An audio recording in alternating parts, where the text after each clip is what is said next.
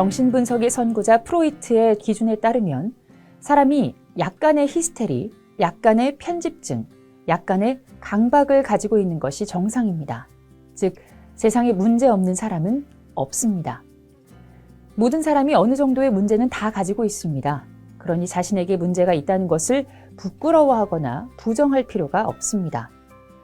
베스트셀러 30살이 심리학에게 묻다, 심리학이 30살에게 답하다 등 10여 권의 책을 펴내 수많은 독자에게 공감을 불러일으킨 정신분석 전문의 김현남은 2001년 43살에 갑자기 몸이 점점 굳어가는 파킨슨병 진단을 받게 됐습니다. 자신에게 들이닥친 불행을 도저히 받아들일 수 없었던 그녀는 너무 억울하고 사람들이 밉고 세상이 원망스러워서 아무것도 못한 채 한 달 동안 침대에 누워 천장만 바라보았다고 합니다. 그러던 어느 날 그녀는 문득 깨달았습니다. 아직 자신은 죽은 게 아니며 누워있는다고 바뀌는 건 아무것도 없다는 사실을 말입니다. 그래서 하루를 살았고 또 다음 날을 살면서 자신의 삶을 너그러이 받아들였습니다.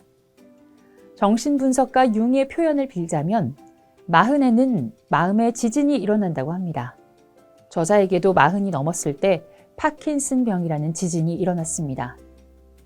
김혜남의 신작 만일 내가 인생을 다시 산다면은 감당하지 못할 마음의 지진이 일어났을 때 어떻게 무너지지 않고 다시 앞으로 나갈 수 있는지에 대한 42가지 삶의 지혜를 담은 위로와 응원의 메시지입니다.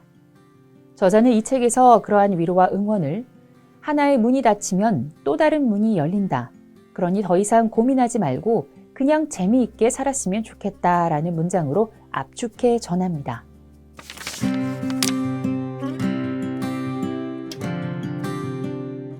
실패나 실수를 용납하지 못하는 완벽주의자들은 사는 재미를 모릅니다.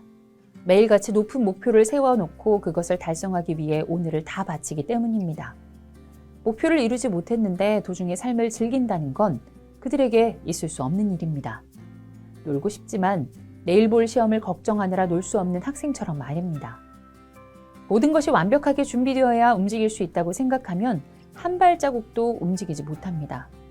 내일 당장 어떤 일이 벌어질지 모르는데 그 모든 위험성을 예측하고 또 예방하는 건 불가능에 가깝기 때문입니다. 운전면허 필기 시험은 60점 이상이면 통과인데 하나라도 틀리면 안 된다는 강박에 시달리며 준비하는 사람과 60점만 넘으면 되지 하는 사람의 준비 과정은 다를 수밖에 없습니다. 어쨌든 60점만 넘으면 되는 것 아닙니까? 인생도 마찬가지입니다.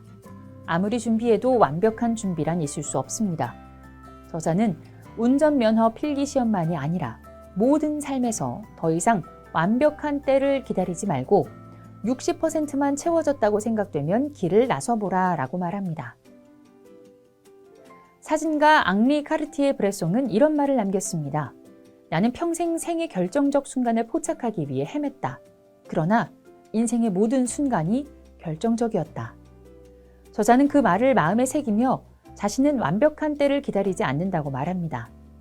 자신의 삶에는 늘 빈 구석이 많았고 그 빈 구석을 채우는 재미로 살아왔고 앞으로도 그럴 것이라고 다짐합니다.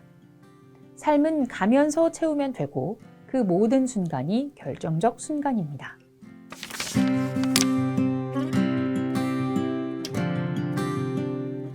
상처 없는 삶은 없습니다.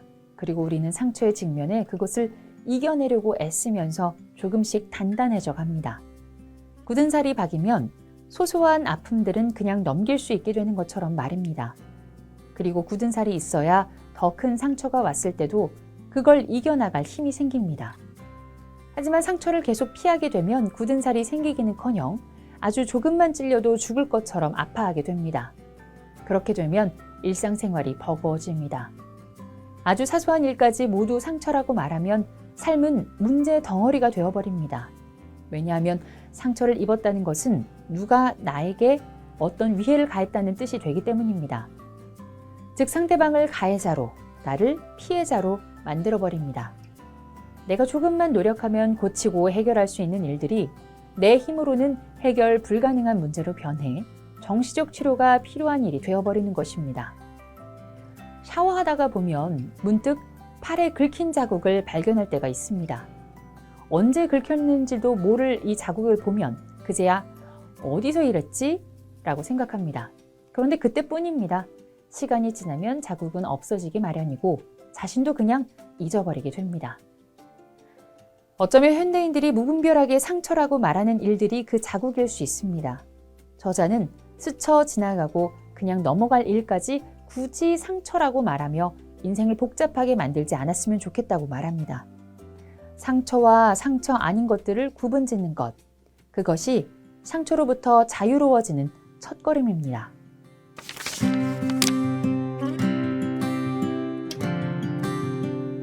저자는 65세가 되면서 자신이 살아온 삶을 잃어버린 것을 슬퍼하느라 나에게 다가오는 소중한 것들에 감사할 줄 몰랐다. 훨씬 더 행복할 수 있었는데 만족을 모르는 내 욕심이 그것을 가로막고 있었다라는 말로 돌아봅니다. 나아가 사람은 완벽할 수 없는 존재인데도 완벽해야만 사랑받고 인정받을 수 있다는 자신의 불안이 항상 행복을 놓치게 했다고 고백합니다. 무엇인가를 더 원하고 그것을 손에 넣는다고 해서 행복해지는 건 아닙니다. 원하는 걸 손에 넣는 순간 우리는 더 큰 것을 원하게 됩니다. 사람의 욕심은 끝이 없는데 그에 비해 자신이 가진 것이 늘 부족하게 느껴지기 때문입니다. 행복은 오히려 덜어냄으로써 찾아옵니다. 가지지 못한 것들에 대한 욕심을 덜어내는 것, 자신에 대한 지나친 이상화를 포기하는 것, 세상은 이래야 하고 자신은 이래야 한다는 규정에서 벗어나는 것, 그것이 바로 있는 그대로의 나와 세상을 똑바로 보고 내 인생의 주인이 되어 그 안에서 행복을 찾을 수 있는 지름길이라고 저자는 말합니다. 산다는 건 죽을 때까지 멈추지 않는 성장의 과정입니다. 그 성장의 목적은 우리 삶에서 진정 중요한 것이 무엇이고 진정한 행복이 무엇인지 배우는 데 있습니다. 그것을 저자는 지나가 버린 것들을 떠나보내고 새로운 것들을 맞아들이는 법, 서로 사랑하며 감사하는 법, 그리고 인생의 작은 행복을 느끼고 즐기는 법이라고 말합니다.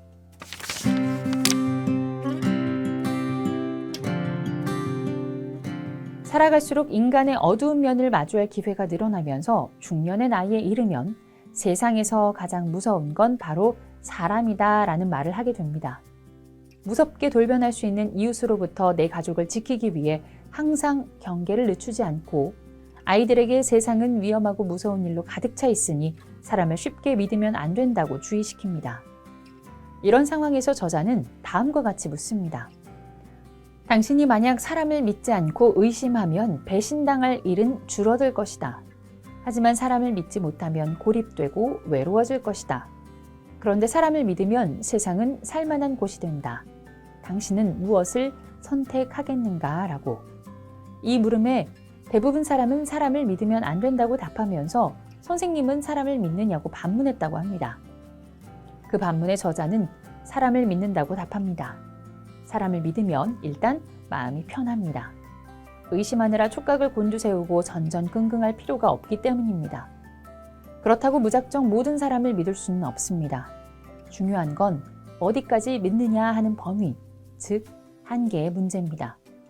관계를 만들어갈 때는 먼저 나의 능력이 어디까지인지, 마음이 상하더라도 스스로 회복할 수 있는 감정적 한계가 어디까지인지 파악해둬야 합니다.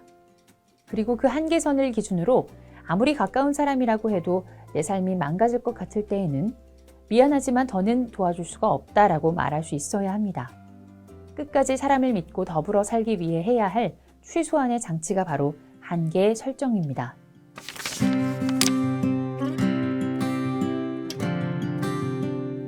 죽음은 모든 것의 끝입니다. 삶이라는 긴 여행의 끝이며 그동안 누려온 모든 기쁨과 행복의 끝임과 동시에 그동안 나를 괴롭혔던 고통과 슬픔의 끝입니다. 죽음은 두려움입니다. 눈을 감은 후 나를 기다리고 있을 미지의 세계에 대한 두려움입니다. 사람들은 당신은 죽을 겁니다 라고 말하는 것을 매우 힘들어합니다. 그래서 죽음을 부인하고 자신은 죽어가는 게 아니라 조금 아플 뿐이며 치료를 받으면 좋은 결과를 얻게 될 거라는 거짓말을 합니다. 그러나 이 거짓말은 죽어가는 사람을 더 비참하게 만들고 죽음을 더욱 두려운 것으로 만들어버립니다. 모든 사람은 자신의 죽음을 자기 방식대로 맞아들이고 사랑하는 사람들의 보살핌과 사랑을 느끼며 생을 마감할 권리가 있습니다. 인간은 죽을 때가 되어서야 살기 위해서뿐만 아니라 죽기 위해서도 다른 사람의 도움과 보살핌이 절실히 필요하다는 사실을 깨닫습니다. 그러므로 사람은 죽어가는 이의 손을 잡고 같이 울며 그를 어루만져 줄 수 있어야 합니다. 그것은 훗날 나에게 닥칠 죽음을 준비하는 일이기도 합니다. 죽음에 대한 두려움을 극복하는 방법은 거창한 것이 아니라 바로 순간순간의 삶 속에 있습니다. 매사 감사하며 살 수 있다면 내가 세상을 떠날 때 나를 다독여주며 나의 공포를 나눠 가질 사람을 만들 수 있다면 죽음이 그리 두렵지만은 않을 것입니다.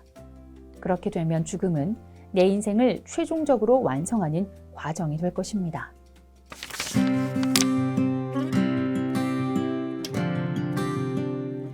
이 책의 제목은 미국 시인 나딘 스테어가 85세에 쓴 시 만일 내가 인생을 다시 산다면을 차용한 것입니다.